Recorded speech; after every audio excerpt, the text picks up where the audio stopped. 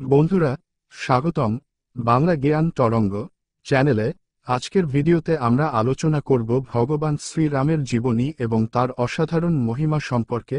ভগবান রাম, যাকে হিন্দু ধর্মের একজন মহানায়ক হিসেবে পূজা করা হয়, তার জীবনের প্রতিটি দিক এখানে বিশদে তুলে ধরা হবে।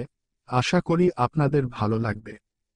ভগবান রামের জন্ম ও পটভূমি। ভগবান রাম জন্মগ্রহণ করেন ত্রেতাযুগে। তিনি অযোধ্যার রাজা দশরথ ও রানী কৌশলার প্রথম পুত্র। রামায়ণ অনুসারে রাম ছিলেন বিষ্ণুর সপ্তম অবতার। তার জন্ম হয়েছিল রাবণের অত্যাচার থেকে পৃথিবীতে মুক্ত করার জন্য।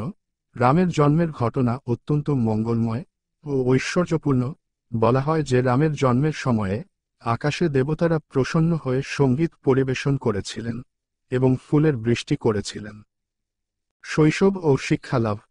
ভগবান রাম তার শৈশব অযোধ্যায় অতিবাহিত করেন। তিনি অত্যন্ত শান্ত, ন্যায়পরায়ণ এবং ধর্মপরায়ণ ছিলেন। তার শিক্ষা শুরু হয় গুরু বশিষ্ঠের তত্ত্বাবধানে।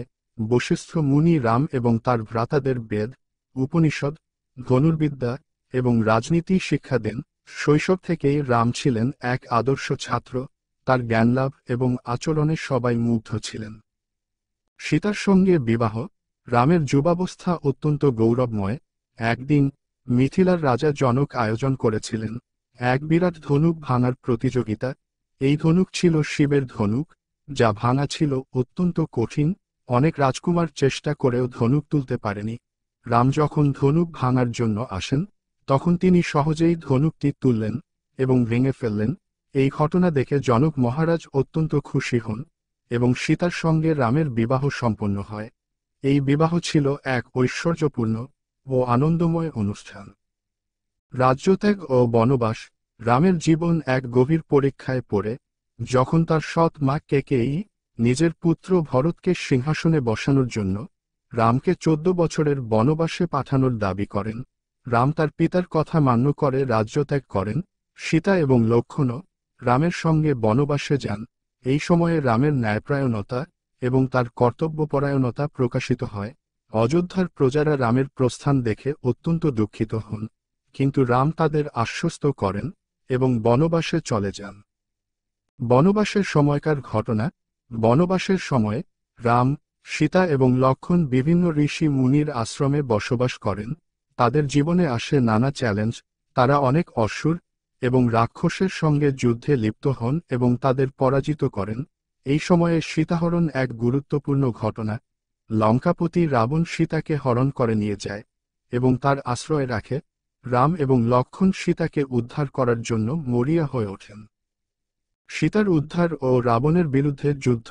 সীতার উদ্ধার করতে রাম এবং লক্ষ্মণ ভানর রাজা সুগ্রীব ও হনুমানের সঙ্গে মিত্রতা করেন।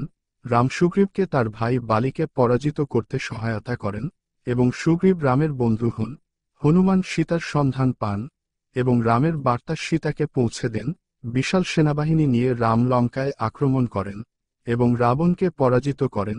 এই যুদ্ধের ফলে রাম প্রমাণ করেন তার অপরিসীম বীরত্ব ও ধর্মপরায়ণতা। রামের প্রত্যাবর্তন ও রাজ্যাভিষেক। 14 বছরের বনবাস শেষে রাম, সীতা ও লক্ষ্মণ অযোধ্যায় ফিরে আসেন। তাদের ফিরে আসাকে চিহ্নিত করে দীপাবলি উৎসব।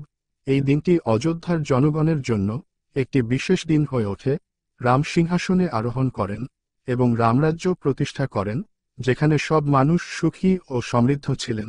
রামরাজ্যের এই শাসনকাল ছিল একটি স্বর্ণযুগ, যেখানে ন্যায়পরায়ণতা ও শান্তির পরিবেশ বিরাজ করত। ভগবান রামের মহিমা ও শিক্ষণীয় দিক। ভগবান রাম কেবল একজন রাজা নয়, তিনি ছিলেন ন্যায়পরায়ণতা, ধর্মপরায়ণতা এবং নৈতিকতার প্রতীক।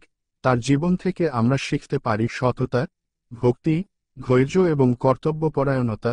রামায়ণ থেকে আমরা জানতে পারি যে কিভাবে একটি সৎ ও ন্যায়পরায়ণ জীবন যাপন করা যায়। রামের আদর্শ ও নীতি আমাদের প্রতিদিনের জীবনে প্রাসঙ্গিক। তার মহিমা এবং শিক্ষা আমাদেরকে জীবনের প্রতি বিপর্যয়ে ধৈর্য ধরতে এবং ন্যায়পরায়ণ থাকতে উৎসাহিত করে। বন্ধুরা, ভগবান রামের জীবনের এই গল্প আমাদের জীবনে একটি মূল্যবান শিক্ষা দেয়। তার নীতি ও আদর্শ আমাদের প্রতিদিনের জীবনে পথ প্রদর্শক হতে পারে। যদি আপনাদের এই ভিডিও ভালো লেগে থাকে, তাহলে লাইক, শেয়ার এবং সাবস্ক্রাইব করতে ভুলবেন না। আবার দেখা হবে বাংলা জ্ঞান তরঙ্গ এ নতুন কোনো চমকপ্রদ বিষয় নিয়ে।